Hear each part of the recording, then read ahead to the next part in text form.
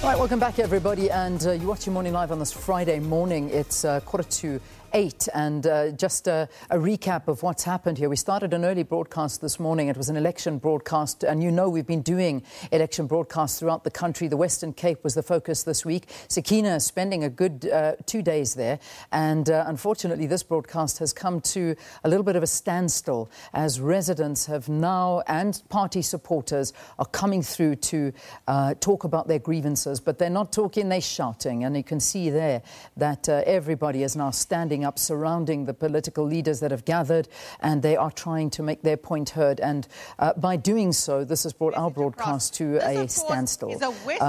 And I can hear Sakina actually trying to contain the crowd and trying to reason with them to allow this broadcast to actually continue. But it doesn't seem like this is going to happen right now. So we're going to press pause on that, and hopefully we'll be able to get back to them in a very, very short while. So just stay tuned to the program. But before we took a break, we were talking to you about our news story, a breaking news story, in fact. Eskom spokesperson Khulu Phasiwe has resigned. He'll leave the power utility at the end of the month after 5 years in the job. Phasiwe has told the SABC that it's been a very difficult period for him all through those years and that he needs time to recharge. Khulu Phasiwe is on the line. Good morning to you. And yeah, thanks so much for talking to us. So you've decided that that's it. You've had enough now. No, thank you so much, Leanne, and good morning to our viewers and listeners. Indeed, I can confirm that, yes, I'm serving notice now until the end of the month. Essentially, I believe that I've run my race. I've completed the course. And I therefore need to take it easy and recharge. Yeah. Khulu, give us a sense of how it's been for you. I mean, one can only imagine what you have been going through over these last couple of years, because working for Eskom used to be a pleasure in the good old days, as we all know. We looked back at that company that was a real shining light, excuse the pun, in South Africa as a state-owned entity that performed so well. And there wasn't too much to worry about. But then things took a very, very bad turn. And you, of course, have been the face of it for quite some time. When the going got tough, how tough is it or was it for you? You know, Leanne, the going has been very tough for me. For the last 5 years, without any break, there has always been a new story every day, sometimes 3 stories within a week.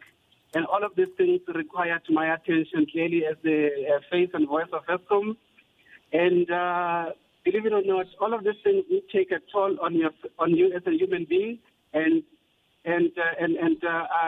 Which is why I do believe that now I needed to take a break. So after this 5-year period, it's almost like having been to a war zone where you were facing a lot of difficulties in a war zone. And after that period, you need to de-stress, you need to debrief, and sort of get reintegrated into society. This time that I'm trying to take out now is essentially for me to be supposed to refresh myself before I decide as to what is it that I want to do going forward. Yeah. I mean, Khulu, we know on a personal note for you, you're a father, you've got 2 children, and, you know, I'm reading you saying basically at this point you've been an absent father for almost 5 years. And we can understand that, because when it comes to being a spokesperson, you've got to be available 24 hours a day. What are you planning on doing? Are you going to just spend time with your family and just recoup, recharge, and look after your health?